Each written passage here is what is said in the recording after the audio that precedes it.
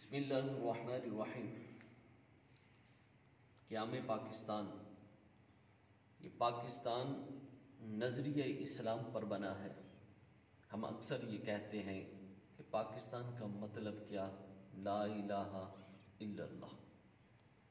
یہ اسلام کے نام پر بنا ہے، لیکن آج تک کبھی کسی نے ایوان کے اندر یہ نعرہ لگایا کہ پاکستان کا مطلب کیا؟ ٹھیک ہے نا؟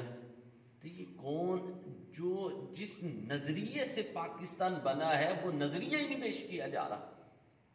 حقیقتاً تو یہ اسلام کے نام پہ بنا تھا کہ تاں پہ کہ اس کے اندر اسلام کو رائج کیا جائے،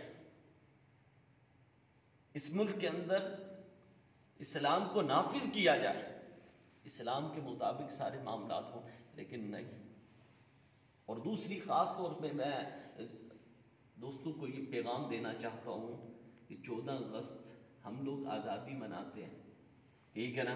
اور آزادی بھی کس طرح کبھی ہم نے سوچا کہ ہمارے بڑوں نے کتنی قربانیاں دی ہیں، اس پہ کتنی قربانیاں ہمارے بزرگوں نے دی ہیں، ٹھیک ہے نا؟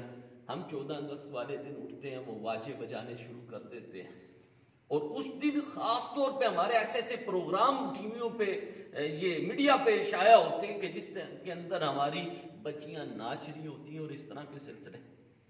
آپ کو پتا ہے کہ جب پاکستان بنا ہے تو 20 لاکھ ہمارے بزرگوں نے اپنی قربانیاں پیش کی ہیں، ہر ایک اینٹ پر انہوں نے اپنی ایک جان قربان کی ہے پاکستان بنانے ہوئے۔ 90,000 ہماری ماؤں بہنوں کی عزتیں انہوں نے لوٹی ہیں اس وقت کے اندر، اور صرف انہوں نے اس وقت اگر اپنی جانیں قربان کی ہے تو یہ کہ ہماری اولاد آنے والی جو ہے وہ آزاد زندگی گزارے، ٹھیک ہے نا؟ ہماری بیٹیوں ماؤں کی عزت جو ہے وہ محفوظ رہ سکے، وہ آزاد ملک ہوگا، اس کے اندر یہ ہوگا کہ ہماری بچیوں کی، ہماری بیٹیوں کی، ہماری بہنوں کی، ہماری ماؤں کی عزتیں محفوظ ہوں گی۔ ہم کیا کر رہے ہیں؟ اور 2 کروڑ کے قریب اس وقت وہ لوگ تھے کہ جنہوں نے اپنے گھروں کو قربان کیا ہے، گھروں کو قربان کیا اس ملک کو بنانے کے لیے، انہوں نے اپنی جانیں قربان۔ اس وقت وہاں سے جب رہنے آتی تھے، کیسے خوشی منا سکتے ہیں یار؟ مجھے خود سمجھ نہیں آتی۔ جب یہ 14 اگست کا دن آتا ہے تو ان سے جا کر پوچھو کہ جو وہاں سے آ رہے تھے، گھر کے گھر کہیں ایسے کہ پورے گھر کے گھر بھی یہاں وہاں سے نکلے ہیں لیکن یہاں پہ پہنچ نہیں سکے، ان کے جسم آ گئے یہاں پہ۔ کسی کا باپ نہیں، کسی کا بیٹا نہیں، کسی کی ماں نہیں، کسی کی بہن نہیں، کسی کی بیٹی نہیں ہے۔ یہ تو خون کے آنسو، بلکہ ہمیں تو یہ ملک ان کا شکر ادا کرنا چاہیے کہ ان کی وجہ سے، ان کی قربانیاں کی وجہ سے آج ہم آزاد ملک کے اندر کر رہے ہیں۔ لیکن انہوں نے وہ قربانیاں جو دی تھی، جو ان کا نظریہ تھا، نظریہ اسلام پر یہ پاکستان بنا تھا، وہ تو سارا فوت ہو گیا۔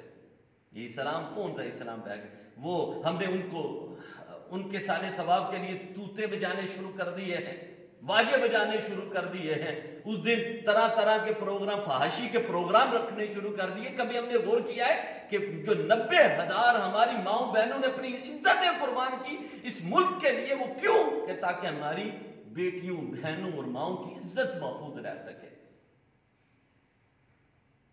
ہم کس پاسے چل پڑے؟ خدا را یہ میرا پیغام ہے، خدا را اپنی اصل کی جانب آؤ۔ یہ ملک اگر ہمارے بڑوں نے ہمارے لیے انہوں نے اتنی قربانیاں دی ہیں اور اس ملک کو آزاد کروایا ہے تو ہمیں بھی چاہیے اس ملک کے لیے اچھا سوچیں۔ کوئی ایک آتا ہے وہ بھی اس کو لوٹتا ہے، دوسرا آتا ہے وہ بھی اس کو لوٹتا ہے، تیسرا آتا ہے وہ بھی اس کو لوٹتا ہے، چوتھا آتا ہے وہ بھی لوٹتا ہے۔ کبھی اس ملک کے لیے بھی کسی نے اچھا سوچا؟ ہر کوئی تو اپنی کرسی کے لیے سوچ رہا ہے، میرے انداز سے اپنی سب کو پڑی ہوئی۔ کبھی اس ملک کے لیے، اس عوام کے لیے بھی کسی نے سوچا ہے جو بھوکے مر رہے ہیں، ٹھیک ہے نا؟ غریب لوگ، ان کا کسی نے کبھی سوچا ہے؟ ان لوگوں کے بارے میں کبھی سوچا ہے کہ جو اس ملک کے اندر رہتے ہیں کہ ان کے بیچارے کے پاس کھانے کے لیے نہیں، پینے کے لیے کچھ نہیں، ٹھیک ہے نا؟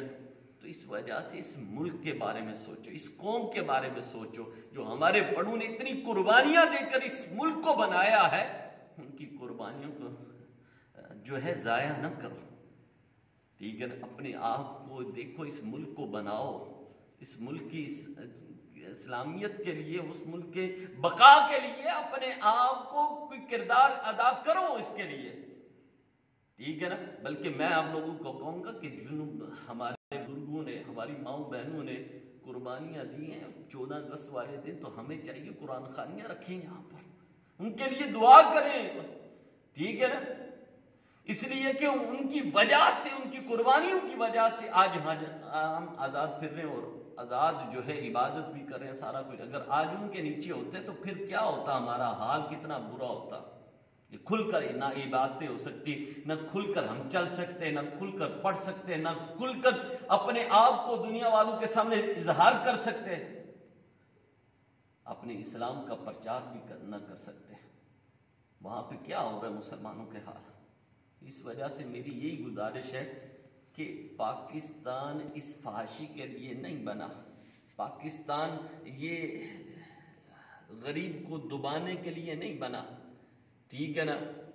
پاکستان جو ہے وہ ظلم اور زیادتی کے لیے نہیں بنا، پاکستان بنا ہے تو وہ محبت کے لیے بنا، ٹھیک ہے نا؟ ایک دوسرے کے لیے، معاملات کے لیے، بہتری کے لیے بنا، کہ تاکہ بہتر ہو سکے۔ تو ہمیں چاہیے کہ جو ہمارے نظریے کے، جس نظریے پر پاکستان بنا ہے، ہمیں چاہیے اس نظریے پہ بھی کام کرنا، ٹھیک ہے نا؟ دعا اللہ تعالیٰ عمل کی توفیق عطا فرمائے۔